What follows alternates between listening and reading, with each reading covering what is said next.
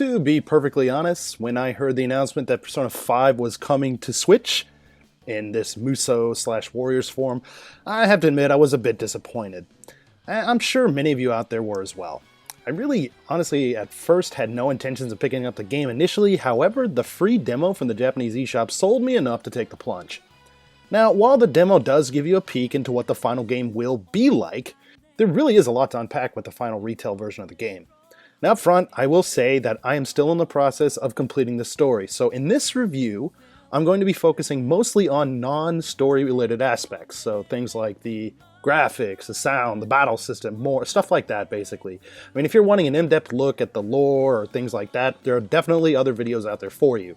But if you want to get a perspective of a guy that's jumping into the Persona series for the first time, well then this is the review for you. Danny from the Famicast here, and this is our review of Persona 5 Scramble, the Phantom Strikers, on the Nintendo Switch. Persona 5 Scramble, the Phantom Strikers takes place roughly 6 months after the events in Persona 5. Now the crew join up and they're trying to put together some plans for their summer vacation. Now there are a few differences here, namely when it comes to entering the alternate world, or like the metaverse. So in place of palaces that were found in Persona 5, jails now serve as the dungeon. Each one has a king that needs to be taken down. Now, there are other things out there too, but I'm not going to spoil it for you. I mean, if you want to taste, just a little taste of the game, be sure to check out the free demo on the Nintendo Japanese eShop. Now, even though this is basically a sequel, Scramble does a pretty good job at introducing the world to players that are new to the series. And this is done through the introduction of new characters who, like me, don't know the minutiae, terminology, or any of that stuff that some people might already know. Either way, I mean, this could work as a refresher or a complete introduction to the world of Persona 5. Being part RPG, Scramble does feature a lot of dialogue, and a good chunk of it is fully voiced here, particularly when the dialogue is furthering the narrative. Now, when you're out on missions, these will usually be text only, but sometimes you get some voice in there too. Now, it should be noted that with this being the Japanese version of the game, it's safe to say that a working knowledge of the Japanese language is pretty much a requirement if you're going to enjoy this game. You could probably get around with some trial and error, but you'll be missing out on a lot of the interesting story that's on offer here. You know, honestly, I've been enjoying the story elements and just the character interactions even more than the actual gameplay and battle sections of the game, which we'll get to here in a little bit. Things are pretty well written and pretty entertaining. I mean, of course, there are some anime tropes and things that you'll see in anime that you're going to run into here, like, you know, big anime boobs, scantily clad teenagers, and the fact that kids are fighting to save the world. But I mean, you know, I've been having a fun ride so far. The battle system in Scramble is a mix of the Muso/Warrior style action and also some turn-based like elements. So most of it is very action intensive. But with the press of a button, you can stop the action on screen and cycle through some of the moves that your personas can perform. There are also other quote-unquote magic attacks that you can actually perform here too. You can use items, and you could also change to one of your 4 other party members at any time while you're walking around here. So not only this, but there are also areas in the jails that occasionally contain points that can be moved to quickly by the press of the A button. So when in battle, these can offer an alternative way to attack your enemies. So if you jump to the top of the light pole and press X, you're going to spin around and kick the hell out of some enemies there. Jump to the top of a police car and press X, and then you'll jump up in the air and somehow make the car explode to cause damage to any enemies that are around there. These little elements here, this really adds to the battles and makes it more interesting than just like button mashing that most people would associate with the Muso titles. Now, jails are pretty big and have a lot of different areas to explore. So typically when you get to a jail, the Phantom Thieves will realize that they need, essentially, some kind of keys or set of keys in order to reach the king of each area. Now, most of the time, each key is guarded by a pretty strong enemy that you'll need to defeat in order to recover it. You get all the keys, and then you can face off against the final boss of the area. It's a little bit formulaic, but the areas themselves are varied enough, and there are different story beats that help keep this interesting, in my opinion. Now, with each of the jails being pretty large, there are numerous checkpoints at various points throughout the level. Here, you can save your game, change active party members, and even exit the jail completely. Exiting the jail can actually be beneficial as your character's HP and SP will be refilled completely. There is, as far as I know, no detriment to actually doing this. So it was something that I would do on a regular basis, which in all honesty was really helpful. This feature, if you will, makes it so that gamers, and me in particular in this case, can enjoy these dungeons on their own terms, which is definitely a plus. Just like in any other RPG, there is a lot of different gear that you will need in order to upgrade your team and your characters. Weapons, armor, accessories, all of these are used to do this. Now, elemental elements and buffs, all these type of things can be found on these different things too, which is important to note when you're fighting tougher enemies. You're able to buy items and equipment from stores around various locations, as well as from a store that you can access from inside of what's called your hideout. Now, your hideout serves as a place where, obviously, all the Phantom Thieves can gather before missions. So, accessing the store is just one of the things you can do there. I mean, you can also choose your active party members and even do things like cook your own dishes, which can be used as items in the jails. Now, there is a system in the game called Band, which is used to increase various statistics and the abilities of your team. I mean, these range from things like increasing your strength, critical attacks, HP, adding an auto-recover system, which I found helpful, to some other things like a quicker increase of your band level or gaining the ability to open up high-level treasure chests, things like that. Band skill points are obtained by simply playing through the story and also going through battles. You're also free to upgrade whichever aspect that you please. Similar to the ability to upgrade the Phantom Thieves, you can also increase the abilities of your personas and even create new ones by combining them together. You can choose their abilities, types, and all that stuff you want to use and more.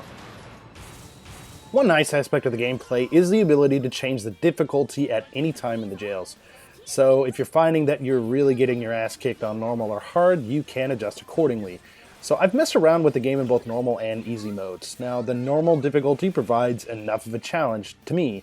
I was able to take out most of the non-boss enemies pretty effortlessly, and even the bosses and sub-bosses, although they required a little bit more strategy, I could still get through them. I mean, if you're not careful, you can get wiped out pretty quickly here. Trying out easy mode, it just seemed a little bit too easy, but if you're just looking to just enjoy the story of the game, this is definitely a route that you can go, and that option is definitely available. Overall, I enjoyed the gameplay and all these various in-game systems that are available here in Scramble. There were times when the action gameplay can be a little bit frantic though, which would kind of make it difficult to keep track of the enemies. I mean, thankfully, there is a lock-on mechanic that allows you to focus on one enemy at a time. I found this really helpful when facing off against stronger opponents, kind of like boss characters and stuff like that. If you don't use the feature, the camera can feel a little bit unwieldy sometimes, and I did find the movement to be a little bit too quick and a little bit fiddly here too. The unwieldiness can sometimes carry over into the exploration or the non-battle aspects of the gameplay too. Now, for example, after crossing this narrow ledge in a jail to reach this really specific area, the camera and the fiddly controls made it so I couldn't proceed with the precision that I really needed to. Hopefully you can see that footage here, and if not, I'm sorry. I eventually got through it, so it wasn't a big deal, but it's a minor complaint here, but honestly, it's something that you'll get used to the more you play the game. It just might turn you off a little bit at first, but just hang in there. The visuals in Scramble are pretty amazing. So, like I mentioned previously, I've never played Persona 5, but I've always thought that the game looked great from a visual standpoint. The same aesthetics carried over into this title as well. You have the same straight out of anime looking characters that animate and look nice. Now the worlds, both the real worlds and the metaverse jails, they're convincing and full of a lot of details. The busy streets of Shibuya, Sendai, and the other locations that are in the game are just full of these. Proper signs indicating the names of train stations, accurate recreations of locations complete with shops, shrines, and more really add a level of realism here that's really good to see here. Now, having been to some of these locations in Japan myself, it was definitely cool to see them fully realized in this gamified version. I haven't played the PS4 version of Scramble, but I do have a few small nitpicks with the game in terms of visuals. Now, I'll say it again, the finer details in the locations here are pretty cool. However, some of the textures on some of the walls, shops, and signage throughout the towns do suffer from being a little bit low resolution. I should note that typically this is only noticeable if you're up very close to these and are kind of actively searching for that. That's what I was doing, but maybe most normal people won't do that. Additionally, there were some times, especially in larger areas, where the game can suffer from some pop-in. So for example, I was in one of the jails running around and I noticed street lights and other assets that were popping in the closer I got to them. So that was something that I noticed too. Again, not a huge deal, but you'll probably notice it now that I've said it if you're playing the game. Load times here can also be a bit long, especially the initial load times. It takes a little bit long to get things started up, and you're going between areas and stuff like that too, so that can kind of take a little bit of time. Overall, though, these issues aren't huge deals. I mean, these areas are small enough to the point where visual fidelity remains the same consistently, and the frame rate stays solid, which I think having something like that is more important. Persona 5 Scramble was a pleasant surprise, but don't make the mistake in thinking that Scramble is just another Muso or Warriors game, because it's not. The Persona 5 aesthetic is interwoven into the game so seamlessly that it really does feel like you're playing a side story from the original. It's pretty fitting considering that this is a continuation of the story from Persona 5. Sure, I mean, Muso-style combat isn't for everyone, and there were some times when I can get a bit annoyed.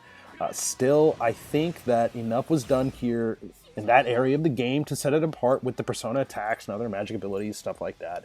These RPG elements of leveling up the characters, getting new equipment, the band system, they're a little bit complicated, but they're easy to get once you get the hang of it. Visuals, music, and the overall performance on the Switch are also top-notch here too. Interaction with the characters, including the dialogue and the story beats, were definitely my favorite parts of the experience, though. I had a lot of fun with that. So if you're thinking about diving into the world of Persona, Scramble on the Switch isn't a bad place to start, and it's pretty welcoming for those who aren't familiar with the series. Final score for Persona 5 Scramble: The Phantom Strikers on the Switch, 8.5 out of 10. As always, thanks for checking out this video. If you like what you see, please feel free to give us a like. If you're new to the channel, please feel free to subscribe. We have tons of podcasts, video reviews, special videos, and a whole lot more. Again, this is Danny from the Famicast. Thanks for watching, and we'll catch you later.